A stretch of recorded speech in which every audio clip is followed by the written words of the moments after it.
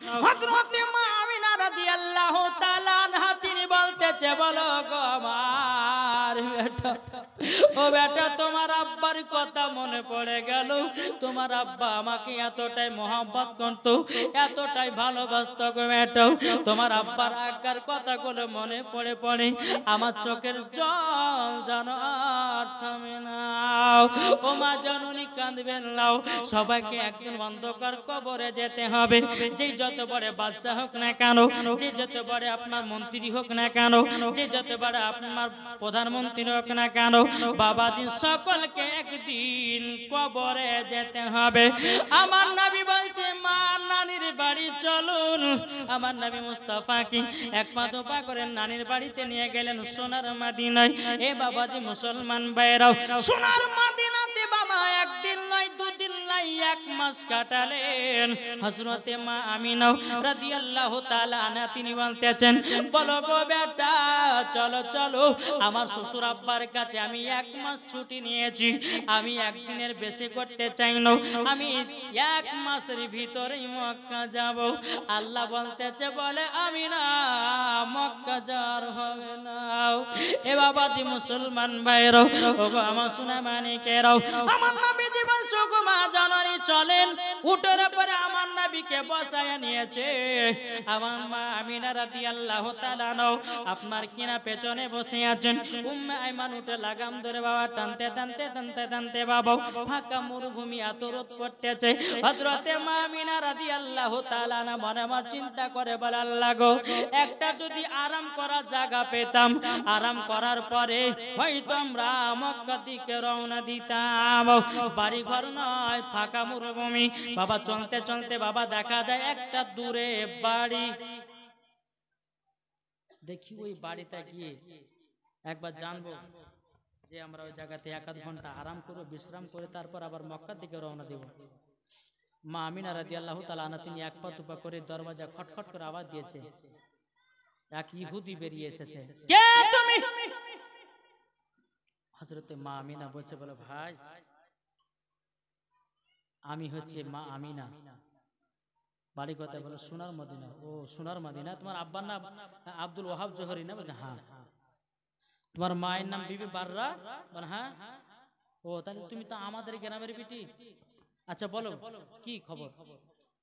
বলে দেখেন ওই নাবিকে উটের উপরে বসিয়ে দেওয়া আছে, দেখছেন আমার ওই বেটাটাকে নিয়ে আপনার এই বৈঠকখানে আমরা 1-2 ঘন্টা আরাম করে আমরা আবার মক্কা দিকে চলে যাব।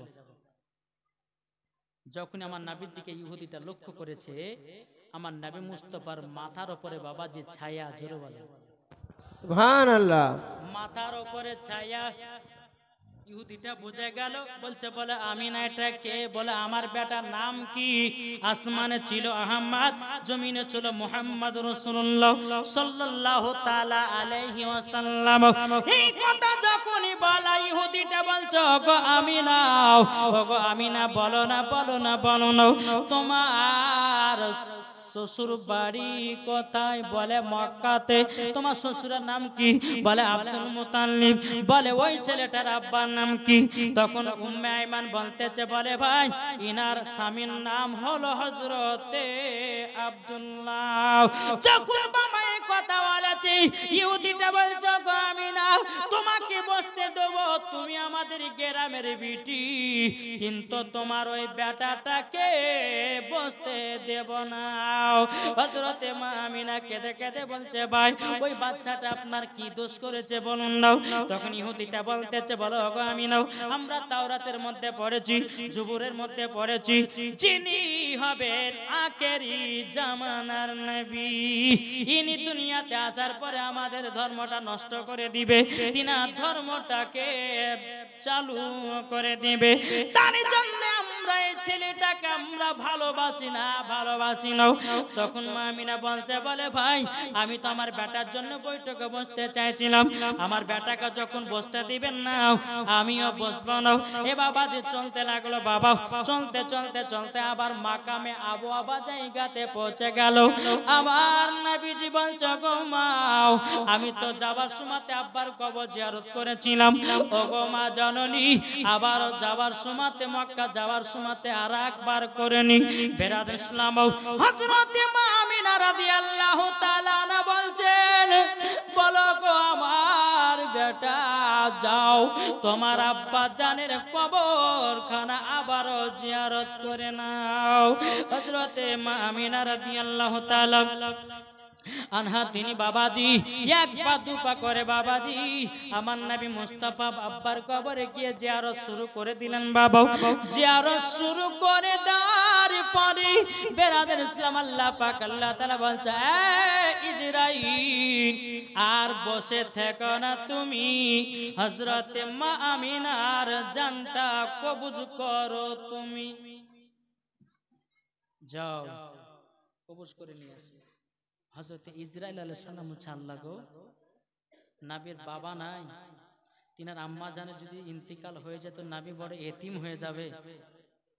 আমার আল্লাহ বলছে, ইন্নী আ'লামু মা লা তা'লামুন, এ ফারিস্তা আমি যেটা জানি তোমরা সেটা জানো না, তোমাকে যেটা বলি সেটা করো, যাও। হযরতে ইসরাইল আলাইহিস সালাম এসে হযরতে মা আমিনার জানটা কবজ করে নিয়ে বাবা চলে যায়।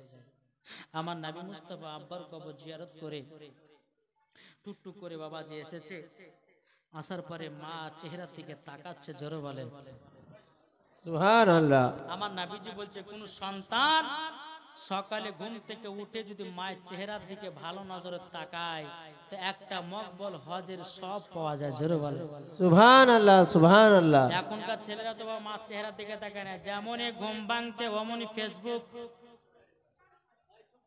অমনি বাবাজি ইউটিউব, তারপরে বাবাজি কত রকমের মোবাইলে বাবা ছবি দেখে, দেখে না? এখন তো যুবক ছেলেরা পাবজি গেম নিয়ে পাগল, ফ্রি ফায়ার নিয়ে পাগল, আছে না নাই? এদিকে ছেলেরা খেলে না, আমাদের ওই ভগবান বলে কথা বলছে, হ্যাঁ এদিকে ছেলেরা খেলে না। আমি মাইদেরকে বলবো, মা ও বোনেরা, বিয়ে যদি করতে হয় একজন ভালো ছেলেকে বিয়ে করবেন, যদি পাবজি ওয়ালাকে বিয়ে করেন আপনাকে লিয়েও পাবজি খেলবে, হ্যাঁ ঠিক না? আমাদের এলাকাতে বাবাজি একটা মহিলা ভালোবেসেছে, বুঝলেন, একটা মহিলা ভালোবেসেছে একটা ছেলে, দেখতে খুব সুন্দর, কিন্তু ওর ভিতরে বাবাজি এত গল্লিশ ভরা আছে তো জীবনে জানে না। বলছে, বাপ ওই ছেলেটার সঙ্গে বিয়ে না দিলে আমার জীবনটা হয়ে যাবে কুরবান। বাবা বলছে যে, হায় রে, একটা বেটি, সাদের বেটি, যাকে পছন্দ হবে তাকে বিয়েটা দিয়ে দিই, যাই।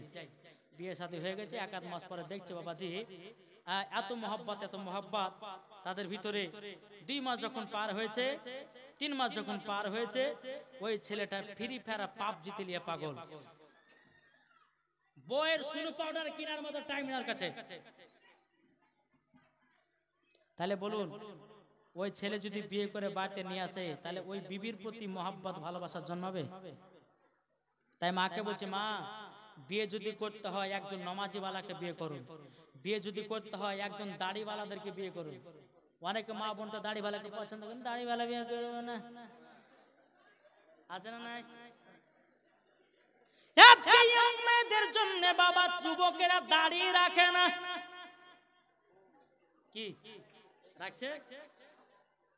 যদি মহিলারা বলে দাড়িওয়ালা নাইলে বিয়ে করবো না, প্রত্যেকটা ইয়ং ছেলেরা দেখবেন কাল থেকে দাড়ি রাখা শুরু করবে। এটা কাদের দোষ?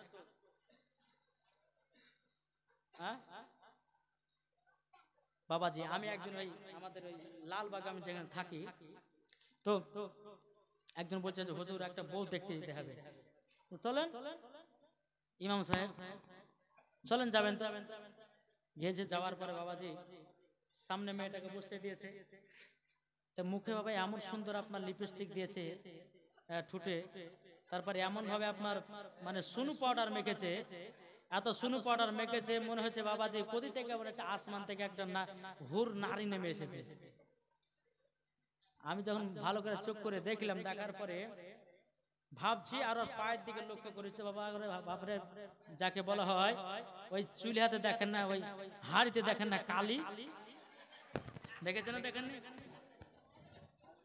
আমি তো আশ্চর্য হয়ে গেলাম, মুখখানা এত ফর্সা কিন্তু পাখানা এত কালো কেন, নিশ্চয় কিন্তু জটিলতা আছে।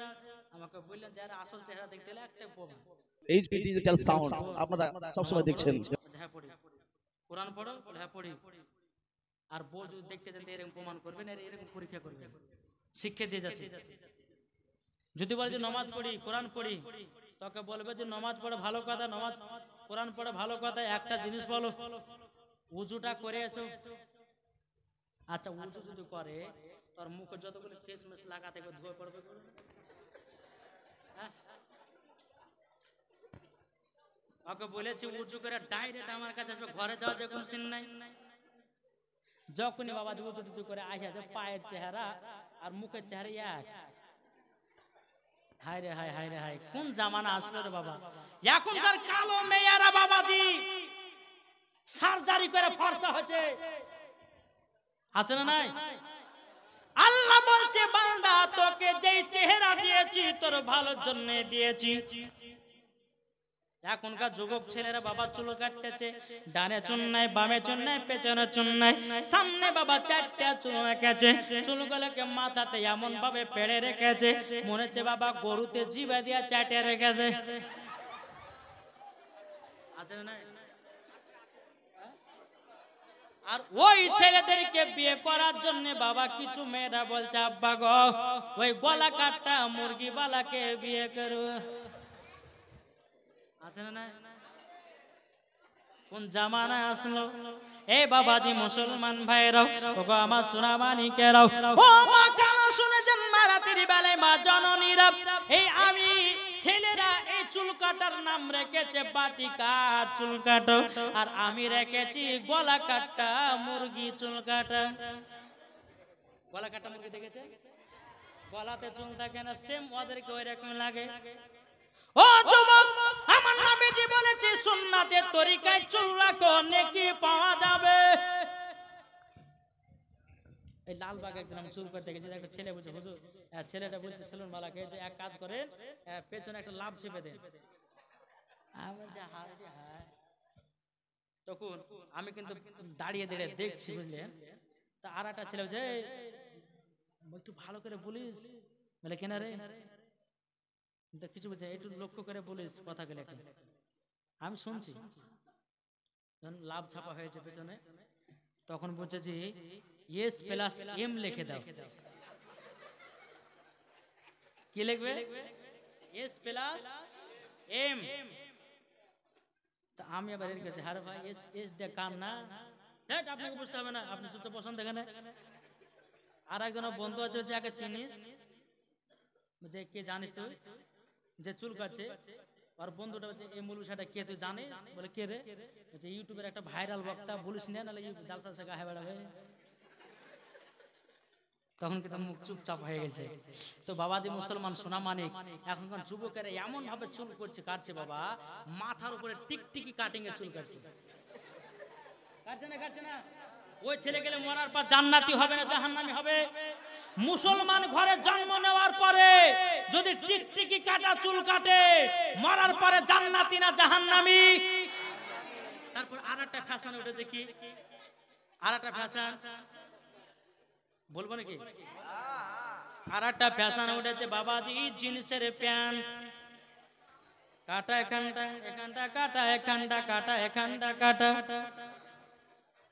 কি জামানা আসলো রে বাবা।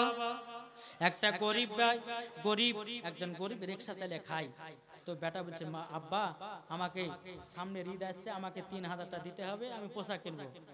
বেচারিটা রিক্সা চালিয়ে চালিয়ে চালিয়ে বাবাজি 3000 টাকা কত কষ্ট করে বাবাজি জমা করেছে। ঈদের দুদিন আগে বেটাকে বলছে বেটা লে 3000 টাকা লে, একটা পোশাক কিনে লেগে দোকানে গেছে। যাওয়ার পরে বাবাজি নিয়ে এসেছে সকালবেলা, বাবা আপনার প্যান্ট পড়েছে, জামা পড়েছে বাবা। তখন বাপ বলছে বেটা রে তুই 3000 টাকা নিয়ে গেলি, ছিঁড়া প্যান্ট কোথা থেকে নিয়ে আসলি? তখন বেটা বলছে আব্বা গো এটা ছিঁড়া প্যান্ট নাই, এটাই হলো 2024 সালের ডিজাইন, ঠিক না? ও যুবক, আমার নবীজি বলেছে তোমরা ইসলামিক লেবাস পরো, তোমাদের হাঁটু যেন না দেখা যায়, পুরুষদের লাভ নাভি থেকে নিয়ে হাঁটু পর্যন্ত ঢাকা হলো ফরজ, আর মহিলাদের মাথা থেকে নিয়ে পা পর্যন্ত ঢাকা হলো ফরজ। জোরে বলুন সুবহানাল্লাহ। কোন ছেলেদের যদি লাভি দেখা দেয়, কোন ছেলেদের যদি হাঁটু দেখা দেয়, মরার পরে জান্নাত তো দূরের কথা, জাহান্নামে তাকে দেওয়া হবে। বোঝা গেছে কিছু? তাহলে বাবাজি আপনাদেরকে বলি, যারা বাপ হয়েছেন ছেলেদেরকে জীবনে এইরকম প্যান্ট কিনে দিবেন না। প্যান্ট দেন কিনে, কিন্তু ওই ছিঁড়া ফাটা দিবেন না। হ্যাঁ, বহুত রকমের প্যান্ট আছে, ঢিলা ঢিলা প্যান্ট গুলো দেন। বাবাজি ওই কালিয়াচকে জালসা করতে যাচ্ছি তো, একজন বাবাজি কালিয়াচক জালসা করতে গেছি তো বাবাজি আমরা চা খাইতে নামবো, মানে কমসে কম রাত্রি 3টা বাজছে, বুঝলেন? তো ছেলেটা আবার পেশাব চলছে খুবই, ওখানকার আশেপাশে কেউ হবে তো কি করবে, কোন জায়গাতে পেশাব করে না করে ধরে পায় না, তো রোডের সামনে যায় বাবাজি পেশাব করতে লেগেছে। তো পেশাব করছে কেমনে, দাঁড়িয়ে দাঁড়িয়ে, মুসলমান ঘরের ছেলে তাও দাঁড়িয়ে দিলে পেশাব। আমি তো তুমি মুসলমান না? হ্যাঁ। তো পেশাব দাঁড়িয়ে কেন করছো? তো লজ্জাতে বসেছে, যেমন বসতে গেছে বাবাজি টাইট প্যান্ট তো ফরক করে দেখেছে ফেড়ে। আচ্ছা হুজুর, এই কারণের জন্য আমি বসছিলাম না, জানেন? যে বোকা তোমাকে টাইট প্যান্ট কে পরতে বলেছে? কোন হাদিসে আছে টাইট প্যান্ট পরো? তোমার রাস্তাতে চলার সময় যেন তোমার বসতে যেন অসুবিধা না হয়, সেই রকম তুমি প্যান্ট পরে তুমি সফর করো। তোমাকে আল্লাহ বলেছে নাকি যে টাইট প্যান্ট পরো? কি গো, এখনকার মুসলমান ঘরে ছেলেরা দাঁড়িয়ে দাঁড়িয়ে পেশাব করে, পেশাব ফিরে পানি নাই না। আমি ওই যুবকদেরকে বলবো, তুমি নামাজ পড়ছো না কিন্তু তোমার শরীরটাকে সব সময় নাপাক রাখতেছো। এই মাটি হাউ হাউ করে কান্না করে, মাটি বলতেছে বলে বান্দা, আল্লাহর বান্দা একবার তুই কবর আয়, ডান দিকের হাড় বাম দিকে, বাম দিকের হাড় ডান দিকে আটার মতো একবার পিষে দেওয়া হবে, সেই দিন তুমি বুঝবে আমার প্রতি তুমি কেমন জুলুম করেছিলে। তাই প্রত্যেকটা মুসলমানকে বলি, প্রত্যেকটা ভাইদেরকে বলি, প্রত্যেকটা মায়েদেরকে বলি, পেশাব ফেরার পরে আপনারা পানি নেবেন, কুলুপ ধরবেন। আমার আল্লাহ পাক আল্লাহ তাআলা বলতেছে, যাদের শরীর সব সময় পাক থাকে ওই বান্দাকে কখনো জাহান্নামে দেওয়া হবে না। আসুন বেরাদ ইসলাম, আল্লাহ পাক আল্লাহ তাআলা যেন আমাদের সকলকে নবীজির আশিক, নবীজির গোলাম বানায়। জোরে বলুন সুবহানাল্লাহ। একবার দরুদ পড়ুন, আল্লাহুম্মা সাল্লি আলা সাইয়্যিদিনা মাওলানা মুহাম্মদ ওয়া আলা আলি সাইয়্যিদিনা মাওলানা মুহাম্মদ। বলতেছে তুমি মানলে মানো না, মানলে মন মানো না। কারা বলে? সুন্নিরা বলতেছে ওয়াহাবি দেওবন্দীদেরকে, তুই নবীকে মানিস না মানিস, হাজার হাজার সুন্নিরা আছে নবীর দিওয়ানা, ঠিক না? তাই বলতেছে তুমি মানলে মানো না, মানলে মন মানো না। আশিকেরি আসল জান্নাত সোনার মদিনা। সুবহানাল্লাহ, সুবহানাল্লাহ। আশিকেরি আসল জান্নাত সোনার মদিনা। তুমি মানলে মানো না, মানলে মন মানো না। আশিকেরি আসল জান্নাত সোনার মদিনায়। আশিক হৃদয়ে যত ইশকেরি জ্বালা দূর করিতে পারে ওই মদিনাওয়ালা। জোরে হবে না? সুবহানাল্লাহ, সুবহানাল্লাহ। হৃদয়ে যত ইশকেরি জ্বালা দূর করিতে পারে ওই মদিনাওয়ালা। তাই মদিনা মদিনা করে, তাই মদিনা মদিনা করে হয়ে যাও ফানা। আশিকেরি আসল জান্নাত সোনার মদিনা। আশিকেরি আসল জান্নাত সোনার মদিনায়। তুমি মানলে মানো না, মানলে মন মানো না। আশিকেরি আসল জান্নাত সোনার মদিনায়। জোরে বলে সুবহানাল্লাহ, সুবহানাল্লাহ।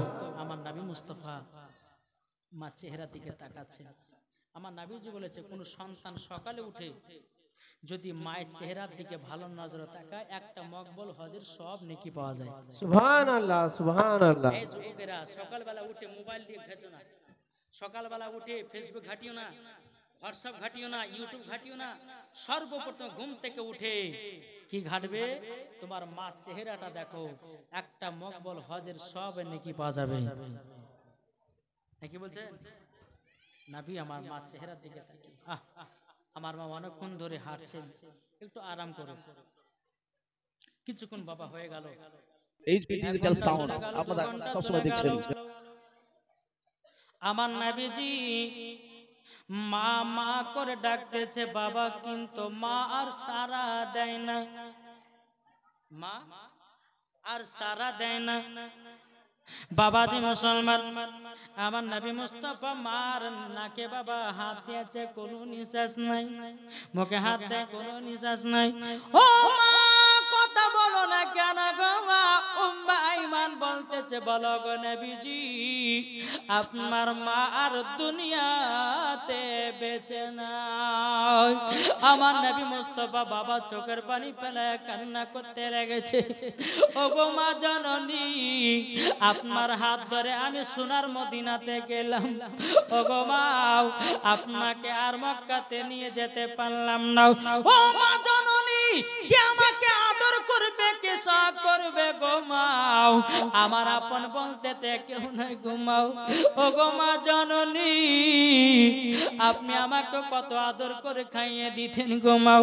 ও গো মা, আপনি তো দুনিয়া ছেড়ে চলে গেলেন। এ বাবাজি মুসলমান ভাইরাও, আমার নবীজি মায়ের জন্য দেখে দে পাগল রে, বাবাকে দেখে দে পাগল। আমার উম্মে আইমান বলতেছে, বলো গো নবীজি, আপনি কান্না করবেন না। আপনি যদি কান্না করেন, ফারিস্তারাও কান্না করে। ওগো নবীজি, আপনি কান্না করবেন না। এদিকে বেরাদ ইসলাম মা চেহারার দিকে তাকাচ্ছেন, আমার নবী মুস্তাফা চোখের পানি ঝরঝর করে ফেলছে। আল্লাহ, আমার মা দুনিয়াতে চলে গেল, দুনিয়া ছেড়ে অন্ধকার কবর চলে গেল। বেরাদ ইসলাম উম্মে আইমান বলছে, নবী গো, আমাদের রাত্রি লেগে যাচ্ছে, আমাদেরকে মক্কাতে রওনা দিতে হবে। মার কবরখানা কোথায় দিল? আব্দুল্লাহর পাশে বাবাজি দাফন করার ব্যবস্থা করা হলো। আমার নবী মুস্তাফা কি করলেন? মায়ের কবরের পাশে, বাবাজি মায়ের কবরের পাশে যেই দিকে পা, আমার নবী মুস্তাফা পায়ে হাত দিয়ে, বাবা উপর কবরে হাত দিয়ে আমার নবী মুস্তাফা কাঁদছেন। বাবা উম্মে আইমান বলছে, নবী গো, নবী গো, মক্কা আমাদেরকে যেতে হবে, চলো। আমার নবী মুস্তাফা চোখের পানি ঝরঝর করে ফেলে বলছে, উম্মে আইমান, যে মা আমাকে সঙ্গে করে মদিনাতে নিয়ে গেল, আমি মাকে মক্কাতে নিয়ে যেতে পারলাম না। নবী আমার বলতেছে, আমার মাকে ছেড়ে যেতে ভালো লাগে না। উম্মে আইমান নবী মুস্তাফার হাত মোবারকটা ধরেছে, বাবা টুক টুক টুক টুক টুক টুক করে বাবা চলতে চলতে চলতে চলতে মক্কাতে রওনা দিয়ে হলো। হযরতে আব্দুল মুত্তালিব রাদিয়াল্লাহু তাআলা আনহু তিনি বলতেছে, গো উম্মে আইমান, ও উম্মে আইমান, আচ্ছা আমার ছোট বৌমা আমিনা কোথায় গো, বলো না। উম্মে আইমান কিন্তু মাথাটা নিচু করে নিয়েছে, আমার নবী মুস্তাফা মাথাটা নিচু করে নিয়েছে। উম্মে আইমান বলতেছে, বলো হুজুর গো, আমি আর বলতে পারবো না। আব্দুল মুত্তালিব বলছে, গো উম্মে আইমান, মনে হয় আমিনা তিনার মার বাড়িতে থেকে গেছে নাকি? উম্মে আইমান চোখের পানি ফেলে বলছে, হুজুর নাও, আপনার ছোট বেটা আব্দুল্লাহ যেখানে ইন্তিকাল করেছিল, ওই জায়গাতে আপনার ছোট বৌমা আমিনা সেখানে ইন্তিকাল করেছে। আমার নবীজি চোখের পানি ঝরায়া কান্না করে রে বাবা। আব্দুল মুত্তালিব কান্না করতে লেগেছে, বলে, আল্লাহ গো, আমার ছোট বৌমা আমিনা তারা জন দুনিয়া ছেড়ে চলে গেল। আমার নবীজি চোখের পানি ফেলায়া বাবা কান্না করতেছে রে বাবা। হযরত আব্দুল মুত্তালিব বলতেছে, বলো গো, আমার পতা কাছে এসো, কাছে এসো, সিনাতে লাগাইয়া নিয়েছে। এ পতা চিন্তা করো না, করো না, তোমার মা নাই তো কি হয়েছে, আমি তো আছি তোমার দাদু, আমি তোমাকে সবসময় হাতে ভাতে সবসময় নিয়ে চলবো, কোনো টেনশন নাই, কোনো দুঃখ নাই। আমার নবীজি যখন আব্দুল মুত্তালিবের দিকে চোখ তুলে তাকিয়েছে বাবা, চোখ ভরা পানি, আমার নবীজির চোখ মোবারকটা লাল হয়ে গেছে, কেঁদে কেঁদে বাবা লাল হয়ে গেছে।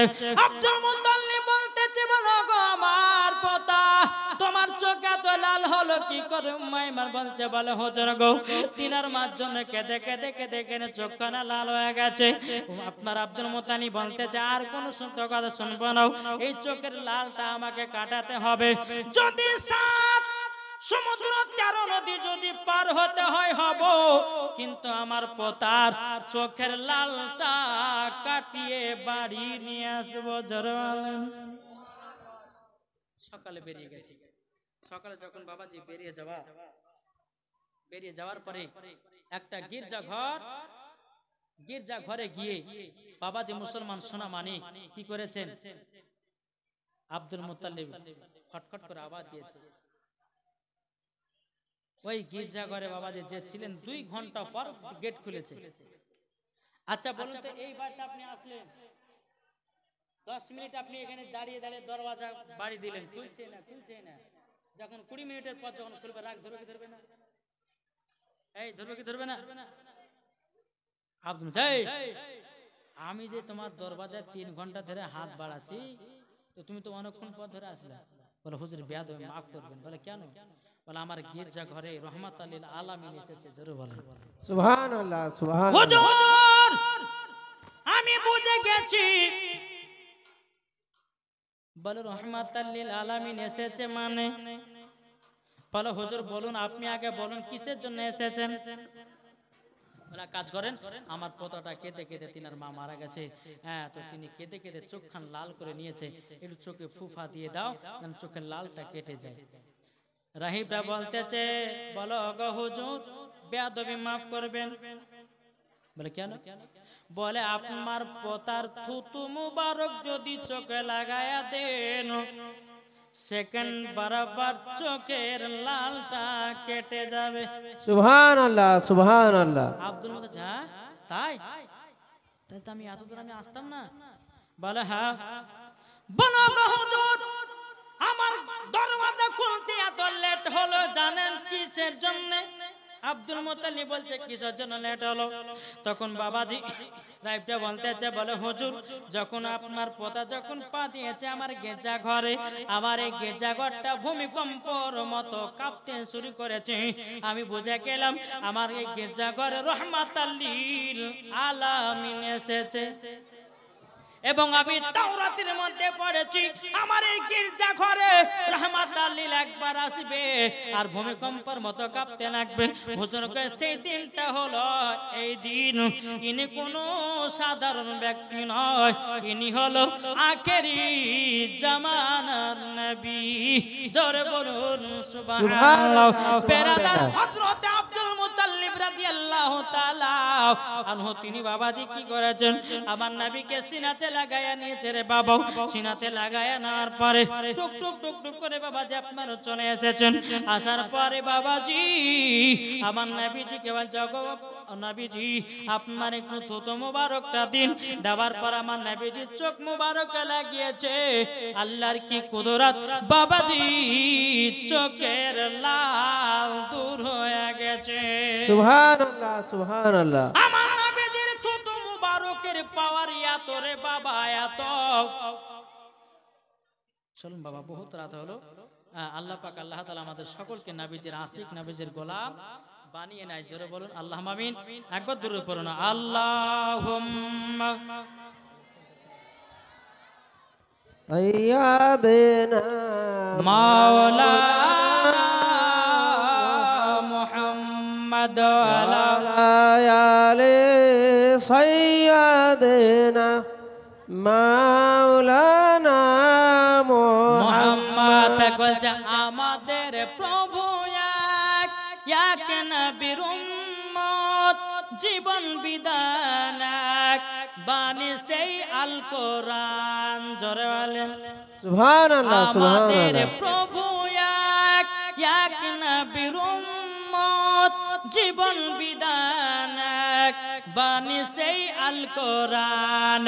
তবে কেন এক নও হে মুসলমান, এক হও করি আহ্বান। জোরে বলেন তবে কেন এক নও হে মুসলমান, এক হও করি আহ্বান বাইতুল্লাহ এক মদিনা শরীফ এক উহুদ পাহাড় এক মদিনা শরীফ এক একটা তো জীবন একটা তো মরণ এসে দেখো কোরআনের বাণী ছড়ায় তবে কেন এক নও হে মুসলমান এক হও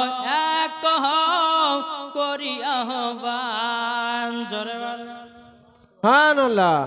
বাবা এই যে জাশ্নে ঈদে মিলাদুন নবী আপনারা এই জাশ্নে ঈদে মিলাদুন নবীর উপলক্ষে একটি জালসার আয়োজন করেছেন এত খুশি না বেজার এই জোরে বলেন না খুশি আমার আল্লাহ বলছে জাশ্নে ঈদে মিলাদুন নবীতে যে 1 টাকা খরচা করবে আমার আল্লাহ যদি খুশি হয়ে যায় তাকে জান্নাত বানিয়ে দিতে পারে সুবহানাল্লাহ। আচ্ছা বলুন তো আমরা মাকে কে কে ভালোবাসি একটু হাত তুলে দেখান তো যারা হাত নামাবেন না যাদের এখনো হাত উঠেনি তাদেরকে বলছি আরো মাকে ভালোবাসেন না তাহলে মায়ের জন্য 10 টাকা 500 টাকা করে দেন হবে না এই হবে তা চলে আসেন ফটাফট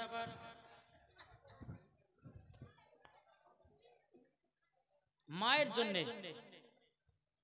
একটা মায়ের সানে মায়েদের সানে একটা গজল পড়বেন ইনশাআল্লাহ কই গো হাত যে তুললেন কই মায়ের জন্য 500 টাকা দেখি মাকে मोहब्बत करने वाला कौन আছেন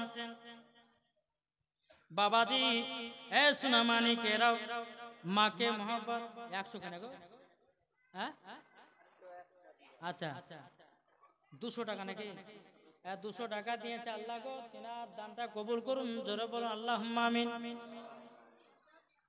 আর কেউ নাই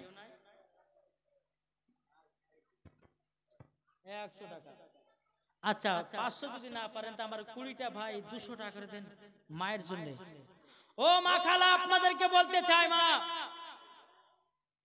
8টা ছেলে দিয়েছে 110 টাকা আল্লাহ তিনার দানকে কবুল করুন মায়েদেরকে বলো মা বাবাকে যারা ভালোবাসেন স্বামীকে যারা ভালোবাসেন মা আপনারা যজন আছেন 200 টাকা করে দেন তো স্বামী এবং আব্বার জন্য 4টা কিন্তু মশলা বলবো না না দিলে কাচের চুরি পরে নামাজ পড়া হবে কিনা শাড়ি পরে নামাজ পড়া হবে কিনা তারপর আর কি বলেছিলাম গো হ্যাঁ হ্যাঁ মেয়েদের ইনশাআল্লাহ এক কথা বলবো আপনার শ্বশুর আব্বা কি নাম ফড়িং কত আছে 500 600 650 টাকা ইনা শ্বশুর একটু আপনার অসুখ হয় আচ্ছা আল্লাহ জানো তিনার শ্বশুর আব্বাকে যেন সুস্থ করে দেয় নিশ্চয় দোয়া করব অসুবিধা নাই একটু চড়াচড় লেছেন না ভাই ও মা খালা হবে না ওই কমিটি ভাইরা একটু যান না গো মায়েদের দিকে যান ইনশাআল্লাহ হবে মায়েদের কথাগুলো বলবো আমি মা বোনদের কথাগুলো ইনশাআল্লাহ বলবো তাই বলতে আছে নাবির সানে একটা বলবো তারপর মায়েদের সানে তাই বলতে আছে পাইলে নিরালাই গো নবী পাইলে নিরালাই নিজের হবে না সুবহানাল্লাহ সুবহানাল্লাহ। পাইলে নিরালাই গো নবী পাইলে নিরালাই পাইলে নিরালাই গো নবী পাইলে নিরালাই দুই কদমে চুমা খাবো দুই কদমে চুমা খাবো চরম দুলি মাগব গায় পাইলে নিরালাই গো নবী পাইলে নিরালাই আমার সাথে সাথে বলেন না পাইলে নিরালাই গো নবী পাইলে নিরালাই পাইলে নিরালাই গো নবী পাইলে নিরালাই দুই কদমে চুমা খাবো দুই কদমে চুমা খাবো চরম দুলি মাগব গায় পাইলে নিরালাই গো নবী পাইলে নিরালাই দয়াল নবী কত দূরে লোহিত সাগর তীরে জোরে বলেন সুবহানাল্লাহ সুবহানাল্লাহ। এই হবে না কিছু টাকা হবে না এটা দেন না